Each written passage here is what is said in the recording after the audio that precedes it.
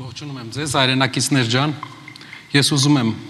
ձեզ վստահեցնել, որ 5 տարվա ընթացքում մենք ունենք մեծ աշխատանք մեր երկիրը արդյունաբերականացնելու համար, մեր երկրում ծվարած աղքատությունը հաղթահարելու համար, մեր երկրում այսօր 650,000 մարդ ապրում է աղքատության մեջ, եւ դրա հաղթահարման համար մեր գլխավոր նպատակը աշխատատեղերի ստեղծումն է։ Նաեւ ծայրահեղ աղքատության մեջ գտնվող մարդկանց նպաստների տրամադրումն է ամսական 150,000 դրամով։ Մենք վերջի նոր ծրագիր ունենք, որը ձեզ ներկայացնելու ենք, դա աղքատ ընտանիքների համար լինելու է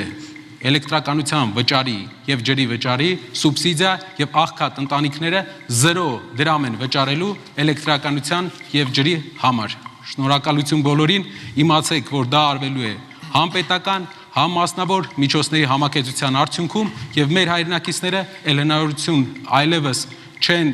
ստիպված լինելու իրենց վերջի գումարը տալ ջրի կամ էլեկտրականության համար։ Այն հայրենակիցները, որոնք դրա կարիք ունեն, աղքատ հայրենակիցները։ Շնորհակալություն։